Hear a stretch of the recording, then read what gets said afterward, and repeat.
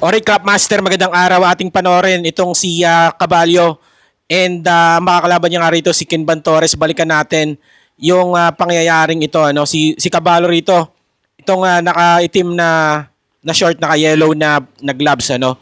So itong kalaban niya na si Kinban Torres is isang Mexicano, 15 wins, 10 KOs, 5 losses, and dalawa rin, may talo siya via KO. And 20 bouts pa lang. So meron lang tong 66.67% KO ratio, an average KO ratio, 5 feet 6 inches ang height, and lumalaban nga sa super flyweight division. So makikita natin si Caballo dito is umaabante. Ano?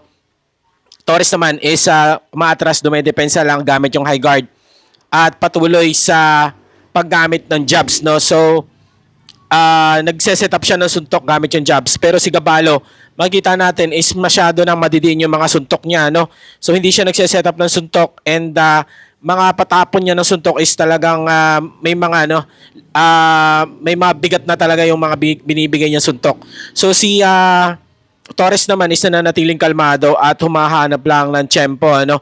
And madalas nga bumato to si Caballo ng left hook, bukas yung kanyang kanang panga. And tingnan natin kung matatimingan dito ni Kinban Torres yung mga pag-atake na ginagawa.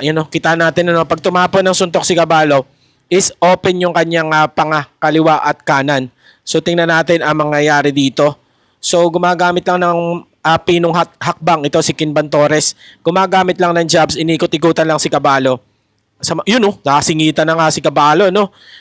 At hindi umatras si Torres at sinabayan niya ng left hook. So nanginig yung tuhod ni Caballo. Uppercut, left hook na naman. So laging may left hook na kasunod na suntok ni Kinban. Lagi nang bagsak na naman si Caballo, bulagta na naman. And inihintay niya na dumiretso yung kanyang paningin, 8, yun, bumangon ulit si Caballo. So mga loaded nga yung suntok na pinapakawalan ni Caballo, and talagang lumalaban pa rin siya kahit nahihilo na siya dito. Yun, bagsak na naman, So sinasabayan pa rin niya yung kanyang hilo niya, sumasabay pa rin siya ng suntok. So talagang wala sa kondisyon yung isip niya, talagang dito na sa gilid, sa gilid. Yan, hindi siya makawala, high guard lang ginagamit niya. And walang-wala pa rin yung kanyang yung mga tuhod niya dito. Patama sa katawan, dalawa, kaliwat kanan. Yun, uppercut na naman, sumingit na naman. Yun, kaliwa na naman, So yun, masyadong loaded, and hindi talaga nagse-set up ng suntok.